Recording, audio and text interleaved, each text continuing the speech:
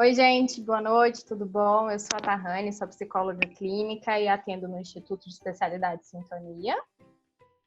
Eu sou Duane, também sou psicóloga clínica e atuo no mesmo espaço que a Tahane, no Instituto de Psicologia Sintonia, especialidades, é porque a gente tem dois nomes. É sim, porque a gente tem um sistema, né, que é só psicólogos, né? A gente tem uma equipe de 10 psicólogos. E também porque a gente tem outros profissionais, né? Tem nutricionista, tem dentista, né? Enfim, tem outros profissionais que atuam no mesmo local. Mas Exatamente. A gente é da área de psicologia. Exatamente. E a gente veio hoje conversar com vocês, né? Falar um pouco sobre os cuidados que a gente pode ter durante a quarentena, né? E para isso é importante a gente falar de um comportamento que ele é muito comum para todo mundo nesse período, que é a ansiedade, né? E a ansiedade é um processo natural que a gente tem. Então, assim, todo mundo vai ter em algum momento um determinado nível de ansiedade. Isso é normal. Só que aí, né, a gente tem que entender que a ansiedade ela vai deixar de ser um processo natural quando ela se exceder. E como a gente entende o que é esse exceder, né? Primeiro, a gente precisa entender como é que funciona o comportamento da ansiedade. A gente pode ter um comportamento, né, de luta, de enfrentamento. Então, a gente tem algo que está causando ansiedade na gente e a gente enfrenta aquela situação das formas que a gente pode enfrentar. E a fuga é a gente tentar se afastar daquilo que está dando angústia na gente, né?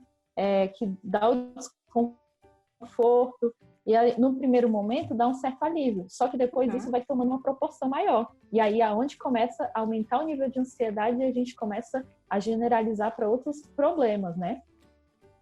O que a gente tem que pensar também é que essa ansiedade é a proporção que ela toma na nossa vida, né? O quanto que ela atrapalha a gente em outro aspecto é exatamente quando essa ansiedade ela passa de uma ansiedade normal, né? Que a gente é um fenômeno evolutivo, é um fenômeno da nossa espécie, exatamente para nos proteger, para quando ela vai disfuncional. No caso do Covid, exatamente a ansiedade ela tá para a gente entender que é um processo de adoecimento, que a gente tem que tomar algumas medidas de autocuidado, de cuidado com as outras pessoas.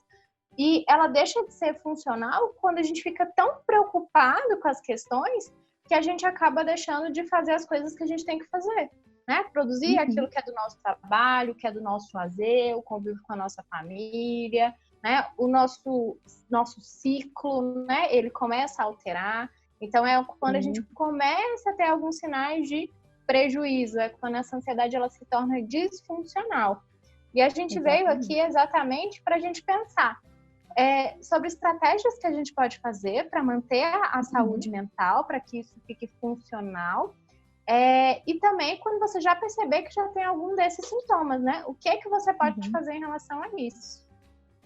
Exatamente, né? E para isso, a gente entender que nós precisamos entender que é um novo momento, né? Então, assim, é normal que a gente entre em contato com a ansiedade, porque ninguém da nossa geração passou, da nossa geração não, na verdade, todo mundo que está vivo nunca passou por um processo de pandemia, ainda mais atravessado por uma era da tecnologia, onde a gente está tendo como fazer o trabalho em casa, né, que a gente continua produzindo. Então, assim, está demandando da gente algo inédito, né? Que a gente vai ter que se adaptar a novas rotinas dentro de casa e, né, sendo uma configuração onde algumas pessoas vão ter que conviver com os entes familiares, que, né, cada um vai ter sua demanda específica e fazer com que isso funcione. Todo mundo, né? A palavra de ordem é adaptação, né?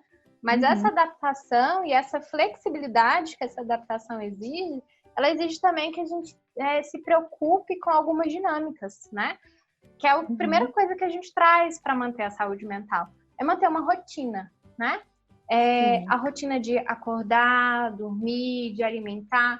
Isso é muito importante que essa rotina seja mantida para que você não altere o que a gente chama de circadiano, que é um ciclo que a gente tem, é um ciclo fisiológico, e ele precisa estar funcionando, porque se ele não estiver funcionando, você fica com o corpo mais estressado, né? Você começa a fazer alteração do sono, né? Um hormônio importante que a gente produz durante a noite, que é a melatonina, ela traz um rebaixamento. Às vezes o seu corpo nem consegue produzir mais a melatonina, né? E aí você tem que fazer uma higiene do sono para que você consiga produzir um hormônio que é importantíssimo para o descanso, importante para o nosso corpo, né? Então é importante a gente manter essa rotina aí. Exatamente. E importante quando a gente fala de rotina, né? E a Tahani falou sobre essa questão circadiana, que é esse ciclo justamente do acordar ao dormir, que ele funciona de acordo com a luminosidade, né? Então, o que acontece? Quando a gente acorda, né? A princípio, o nosso corpo ele espera que tenha luz do sol, que a gente vá trabalhar, então a gente vai aumentar o nosso nível de cortisol, que é o que vai fazer a gente trabalhar, e também o cortisol em excesso é o que causa estresse, né? E aí, quando vai chegando o período da noite, a gente deveria estar diminuindo o ritmo para poder fazer a produção da melatonina e ela subir e o cortisol descer, para que a gente possa, né, ter o descanso, né, e ter a reparação do sono. Esses são os pontos importantes. E aí, é importante também salientar que, assim, não é do dia para a noite, né? Assim, até ironicamente do dia para a noite, a gente está falando de circadiano, mas que as coisas vão se alterar, tipo assim, então quer dizer que se eu quiser fazer isso amanhã, se eu acordar cedo e tentar dormir cedo, vai funcionar. Não, é um progresso, né? Assim, as primeiras vezes vai dar errado mesmo, né? O nosso corpo ainda está habituado com a bagunça, né? Que se fez do horário fisiológico para as pessoas que não conseguiram manter a rotina. Então, ele vai restabelecendo uma produção, né? Exatamente. Então, é importante que a gente se permita, né, a entender que o corpo ele vai levar um tempo para adaptar, assim como ele leva um tempo também para se desorganizar. Mas você também pode fazer coisas que ajudem, né? Essa reorganização, que é como a Duane falou, né? A gente tem um ciclo, né? Nós somos animais diurnos, então durante o dia a gente produz, durante a noite a gente descansa.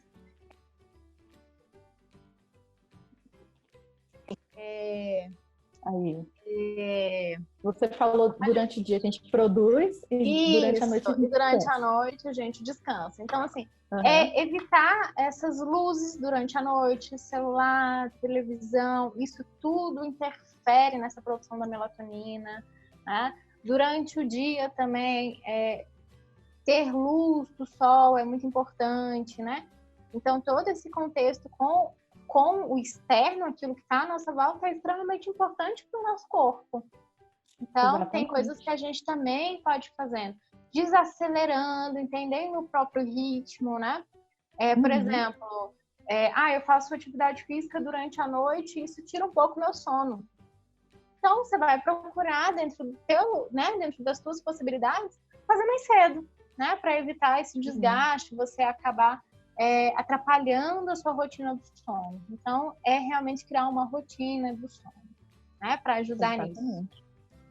Isso, né? E a gente pensar que também, junto a isso, a gente tem que inserir um hábito alimentar e hábito de se hidratar, que é tomar água, né? Água e líquidos que favorecem para que a gente tenha um bom equilíbrio, né, da nossa hidratação.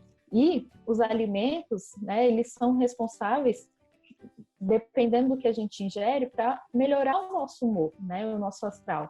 E é muito fácil a gente cair na cilada de comer coisas, né, que não nos favorecem, porque muitas vezes açúcares, né, gorduras que muitas vezes não são gorduras saudáveis, elas dão uma sensação de satisfação imediata. Então, acaba que a gente tende a querer comer aquilo para poder se satisfazer de forma imediata. Só que isso, a longo prazo, desregula o nosso sistema, né, que produz a serotonina, por exemplo, que é um dos principais hormônios do humor, né, que ele precisa de alimentos que são que tem um composto chamado triptofano. E aí o triptofano vai fazer com que o nosso corpo produza, né, a serotonina. Esses alimentos você pode procurar na internet como alimentos que têm triptofano, que são eles que vão te auxiliar na produção da serotonina e melhora do humor. Porque às vezes também, além dos alimentos que têm alto índice glicêmico, né, que dão esse reforço imediato, né, fazem com que a gente tenha bem-estar, também tem aqueles alimentos que são afetivos, né? Então a gente traz aquela busca, né, E nem sempre são alimentos bons, né? Que são alimentos positivos para o nosso corpo. O ideal é realmente ter uma alimentação rica, né, de nutrientes. Assim, acaba que não tem nenhuma falta, né? Tudo fica equilibrado. Assim como também é importante... Meu computador desligou. Não, mas tá gravando aqui.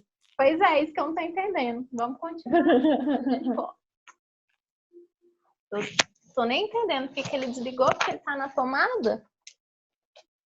Vamos lá, ele deve estar só hibernando.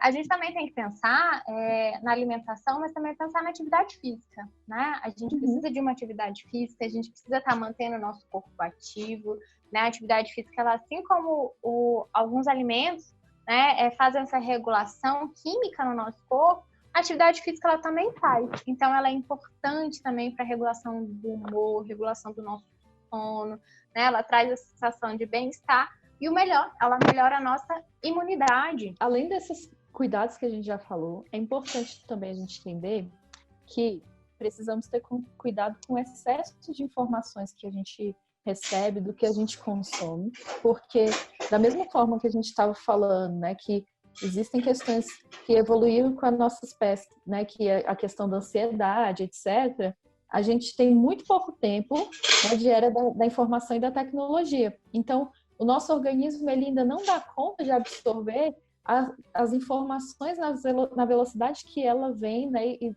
como a gente recebe. Então, isso dá uma sobrecarga de informação para o nosso cérebro e isso acaba gerando na gente um desgaste, né? A gente entra num processo de exaustão, né? Por mais que não seja um processo que vai ser tão cansativo quanto você ter se esforçado muito fisicamente, porque o cérebro ele não dá conta de absorver tanta coisa.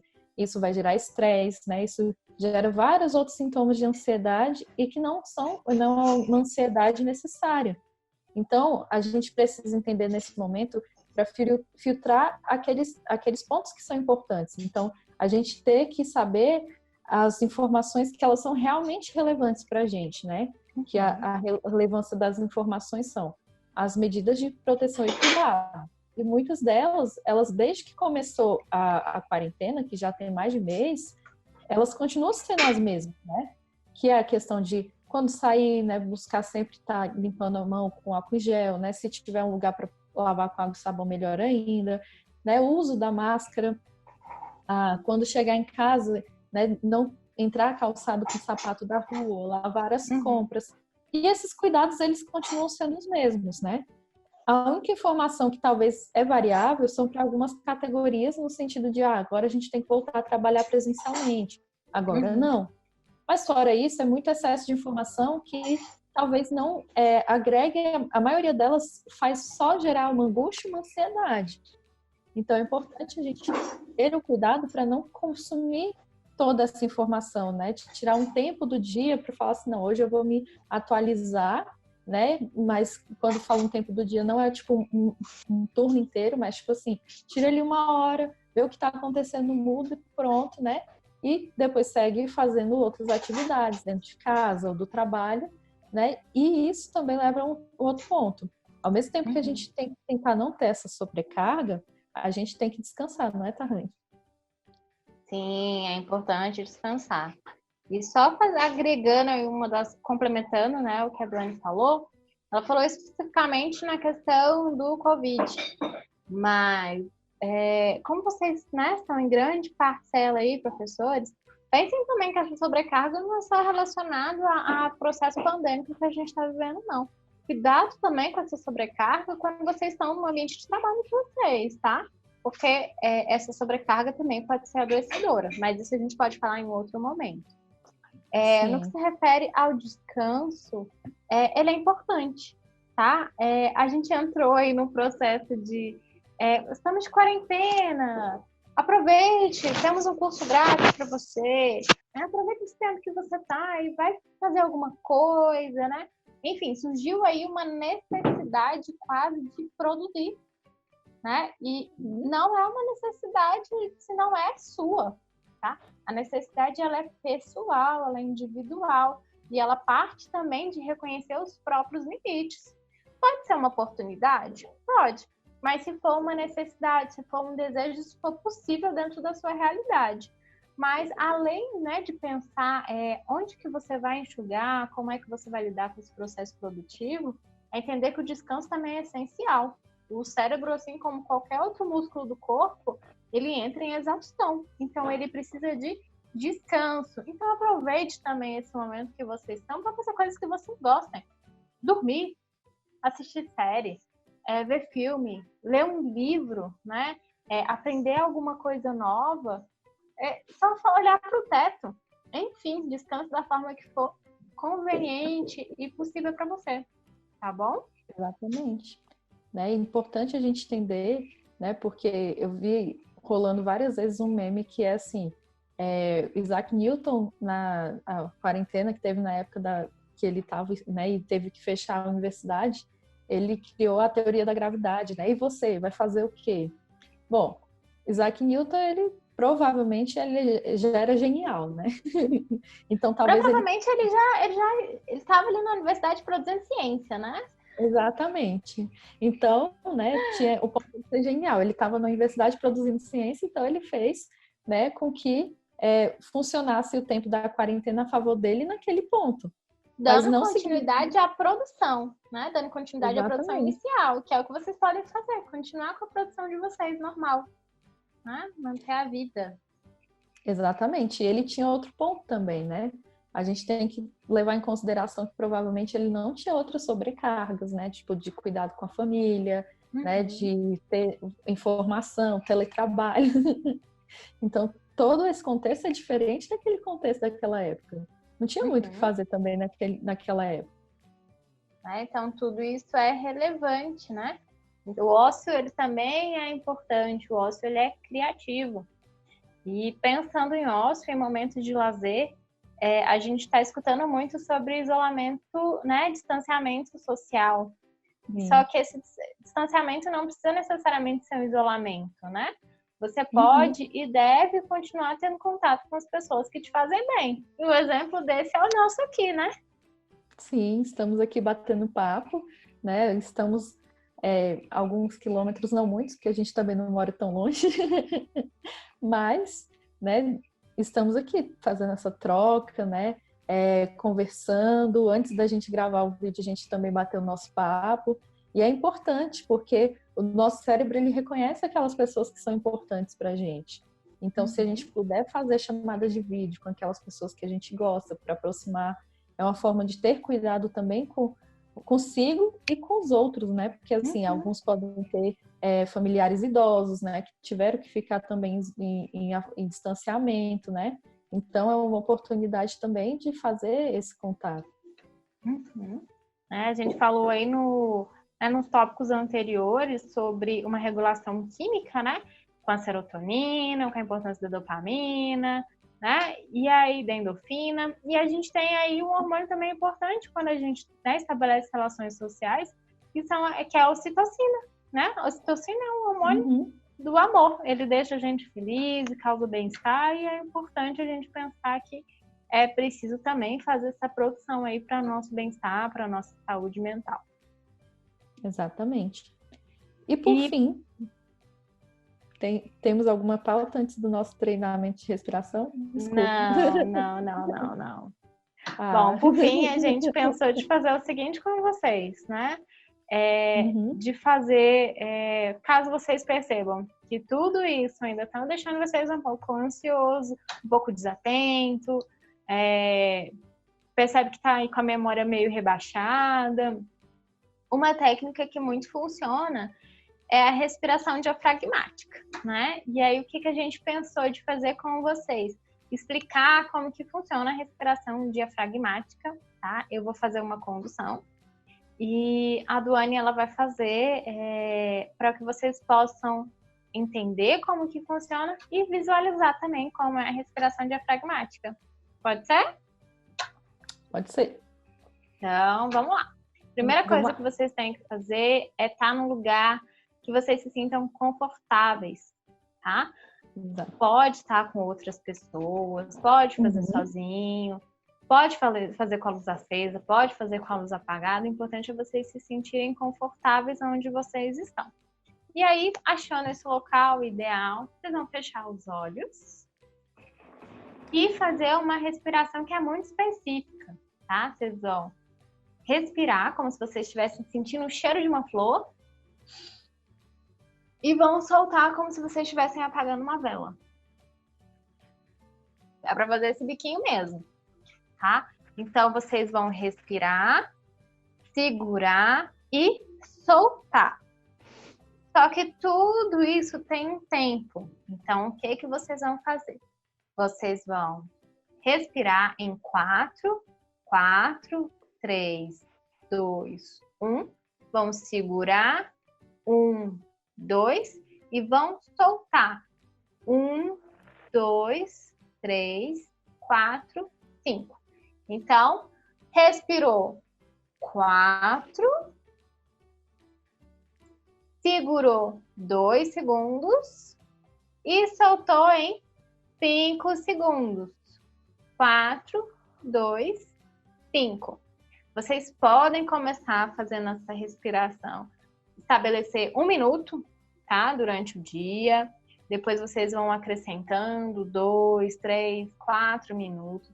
Essa respiração ela é muito boa, ela é muito eficaz porque ela aumenta a oxigenação no cérebro. Então, ela acaba diminuindo aí os sintomas da ansiedade, os sintomas fisiológicos, como a gente tinha dito anteriormente, tá bom?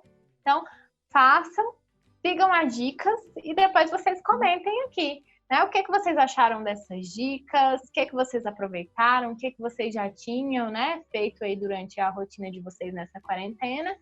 E se mesmo assim vocês perceberem, né, que os sintomas estão bem frequentes, estão naquilo que a Duane já tinha falado, né, da questão do transtorno de ansiedade, vocês precisam buscar uma ajuda profissional, né, Duane?